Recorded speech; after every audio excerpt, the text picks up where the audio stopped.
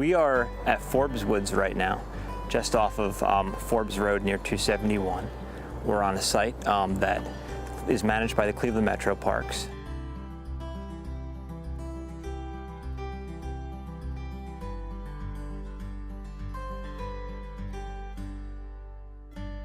We're out here looking at an extension of the Forbes Woods Trail, which was originally this paved ridge trail constructed in 2007. What we have here to my right is a little bit different kind of trail, which will connect this site over to HAWTHORNE Parkway.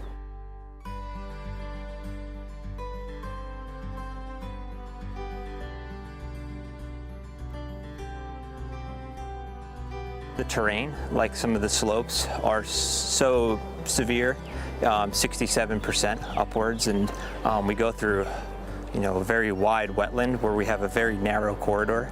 I believe 8 foot is the minimum in some places. And for that reason, it was just unfeasible to construct something like this. So the types of trails that my division builds are very different. Everything becomes part of the environment here. It's all kind of, it's like sculpture. The whole thing is going to shape together.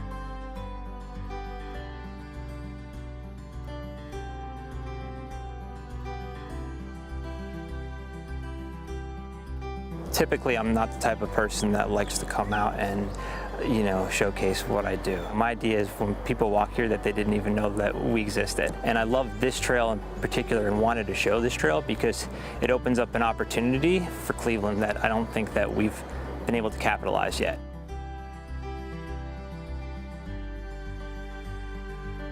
One client is the terrain, like the actual environment out there, and the other one is the people. And when we go out and build these things, it's a true balance of both. I think us as the METROPARKS being a model of low impact, like I take the money that the taxpayers and that we get very seriously. And I want to use that money in a way to show people like the highest quality of what they can construct from an environmental sense.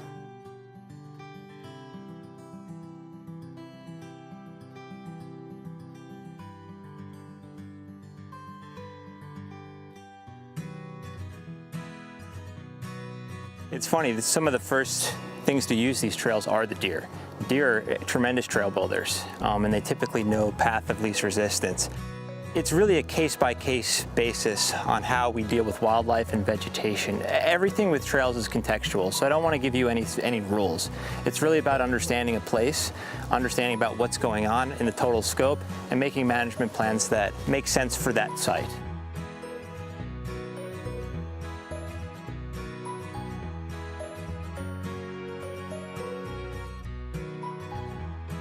So these trails are really carefully shaped into the woods. I hope that I can count on my fingers and toes how many trees that we've cut down.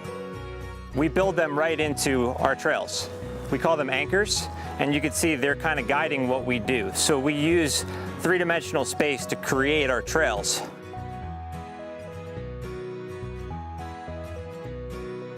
So this whole thing is meant to be relatively, or really as minimally as invasive as possible. You can see just about 3 feet wide. We keep it at a relatively flat slope and wide enough for wheelchairs and foot traffic and dog walkers.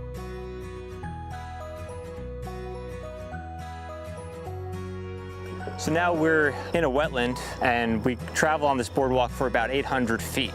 The METROPARKS boundary gets really kind of wiggly through here.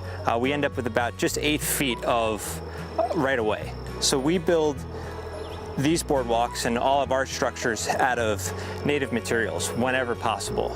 And we found we have an abundance of really great rot-resistant wood in this region, specifically white oak.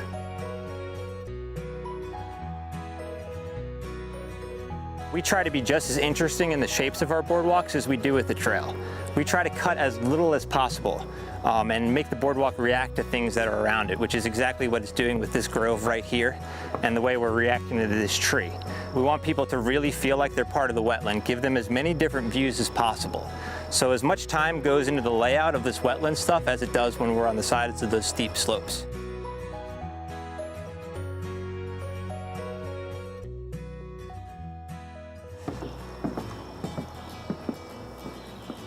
The fiberglass bridges are made up of hundreds of pieces, none weighing more than 80 pounds.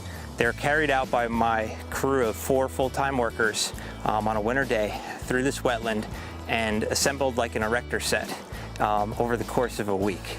The location of these bridges and the ability to see them when you're coming up to them is really important. We want them to be able to appreciate the shape and the structure, and the fiberglass kind of gives us an homage to that steel of Cleveland combined with the wood, the Forest City. So we're really thinking about these materials and these structures like fitting the character of who we are.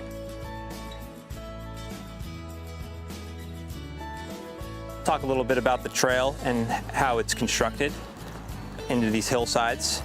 All of this is excavated actually by hand with a crew of seasonals spanning from about like 4 to 9. They painstakingly cut this out and then shovel and actually broadcast the material out so to leave as little bit of an impact as possible. By hand, they remove all roots and rocks from this section of trail to allow for it to be more stable for users in more weather conditions. So like even when it's wet, it also maintains itself as a consistent surface over time, where you see your normal woods paths unravel with roots and things like that. This is basically the shape we're going to be seeing for the next 80 years or so.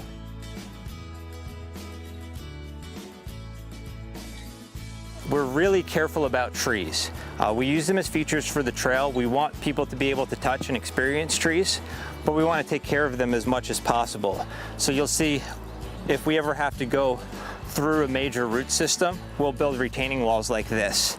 And they serve multiple functions. One is to protect the tree's root system, as I mentioned. Another one is to actually function as a natural drainage feature. Right now, the trail's kind of in a tenderizing period. Imagine this dirt taking 3 years or so to meet final compaction. So we kind of allow weather and time to do its thing and for this thing to settle.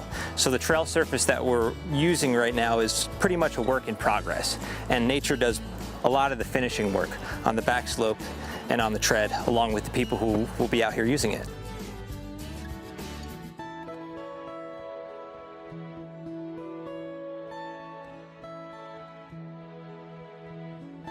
We do a lot of stuff with reclaimed wood from the park, typically things that you would see falling along the road. We'll salvage it and use it for trail projects. This is some more black locust, really big stuff. I love seeing the grains and just a really uncommon piece of wood. You know, this is an expensive piece of lumber that would have otherwise been destined for like a chipper.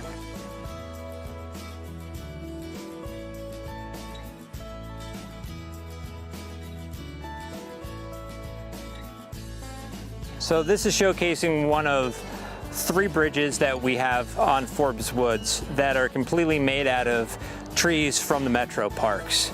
Something that we're really proud of that we do, milling timber and house. We kind of try to marry something that is efficient but still has that timeless look to it. Here we have something that's really open, allows for the natural watershed cycle to just continue to do its thing. And we deal with it in a way that takes something that was an obstacle and becomes a feature. And that's what we want to be our signature, is using these materials that come from the woods and kind of let people be a little bit prouder about the things that they have around them by showing what we can do with what they've already got.